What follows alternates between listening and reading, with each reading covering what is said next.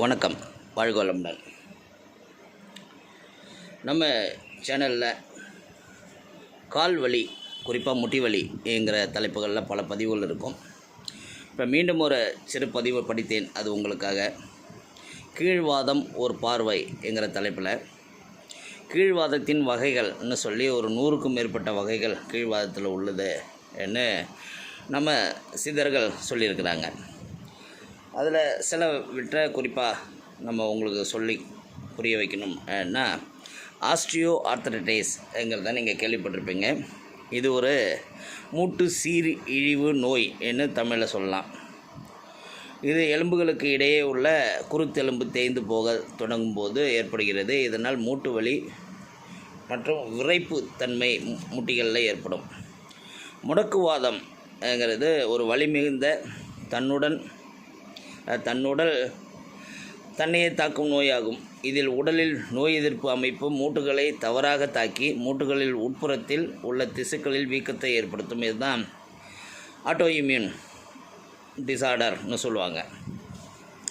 கீழ்வாதம்னா என்னன்னு பார்த்தோம்னா, கீழ்வாதத்தில் மிகவும் வேதனையான வடிவங்களில் ஒன்றாகும். இது உடலில் யூரிக் அமிலம் அதிகமாக இருக்கும்போது ஏற்படுகிறது. இதன் விளைவுகள் மூட்டுகளில் யூரிக் அமில படிவுகள் உருவாகிறது. அதனால் உருவாவது தான் இந்த கீழ்வாதம். ஆங்கியோலோசிங் ஸ்பைண்டாலிட்டிஸ் இன்னொரு வாயில் நுழையாத ஒரு பேர் இருக்குது. அது என்னென்னா, முதுகுத்தண்டை பாதிக்கும் ஒரு வகையான மூட்டு வலி ஆகும். இது முதுகெலும்புகளை ஒன்றாக இணைத்து கழுத்திலிருந்து கீழ் முதுகு வரை வலி மற்றும் விறைப்பு ஏற்படுத்தக்கூடிய நோய்.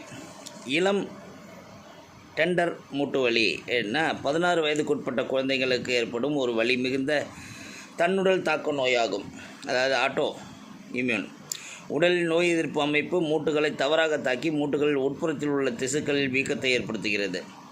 சிஸ்டமிக் லூப்பஸ் எரித்திமெட்டஸ்னு லூபஸ்னு சொல்கிறாங்க. இது உடலின் நோய் எதிர்ப்பு அமைப்பு உடலில் உள்ள ஆரோக்கியமான திசுக்களை தவறாக தாக்கும் ஒரு நோயாகும். இது தோல் மற்றும் மூட்டுகள், சிறுநீரகங்கள், மூளை மற்றும் பிற உறுப்புகளையும் தாக்கக்கூடியதுன்னு சொல்கிறாங்க.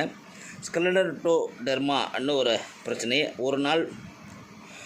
இது ஒரு நாள்பட்ட தன்னுடல் தாக்கி, அதாவது ஆட்டோஇம்யூன் குரோனிக் ஆட்டோஇம்யூன் டிசார்டர். இதில் உடலில் அதிக அளவு கொலைஜனை உற்பத்தி செய்கிறது. இதனால் தோல் மற்றும் இணைப்பு திசுக்கள் கடினமாகி வலிகளை உண்டாக்கும். சோரியாட்டிக் ஆர்த்தரைட்டிஸ்ங்கிறது ஒரு வகை. தோல் மற்றும் மூட்டுகளில் வீக்கத்தை ஏற்படுத்தும் மூட்டு வலியின் ஒரு வடிவம். நோய் எதிர்ப்பு அமைப்புடன் தொடர்புடைய தோல் நோயான தடிப்புத் தோல், அதாவது சொரியாசிஸ் அழற்சி உள்ளவர்களுக்கு இது ஏற்படுகிறது என்று சொல்கிறாங்க. இது இல்லாமல்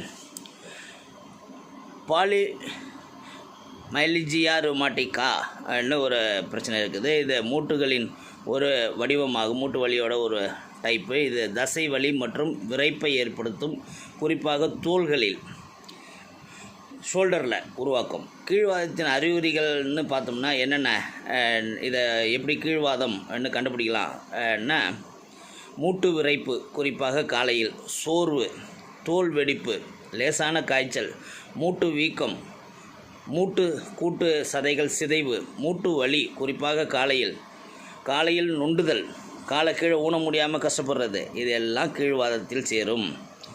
கீழ்வாதத்தில் இருக்கிற காம்ப்ளிகேஷன் என்னன்னு பார்த்தோம்னா, மூட்டு வலி கிட்டத்தட்ட அன்றாட வாழ்க்கையை முடக்கிவிடும். திறம்பட சிகிச்சை அளிக்கப்படாவிட்டால் இந்த நோயாளி ரொம்ப கஷ்டப்படுவாங்க.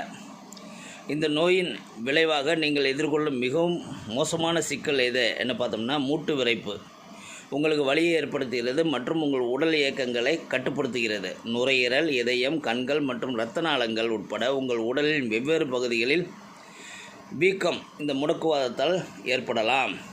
அதனால் ரொம்ப ஈஸியாக இதை கவனமாக பார்த்து கையாண்டு நல்ல மருத்துவம் எடுத்துக்கொள்ள வேண்டும். இரத்த வகையால் எந்த மாதிரியான வகையில் அழற்சி ஏற்படும் ஏன்னா, இதய நோய் வரைக்கும் கூட இந்த மூட்டு பிரச்சனை நம்ம நினைக்கிறது கார்டியாக் அரெஸ்ட் வரைக்கும் கொண்டு போகணும்னு சொல்கிறாங்க. மூட்டுகளில் உள்பகுதியில் இரத்தப்போக்கு ஏற்படுவது, மூட்டுகளில் வீக்கம் மற்றும் வலி ஏற்படுவது, இந்த கனெக்டிங் ஃபைபர்னு என்னது தசை நார்கள் அதில் ஏற்படக்கூடிய பிரேக்கேஜ், இது எல்லாம் நம்ம மூட்டு வலி முடக்குவாதம்னு சொல்லலாம்.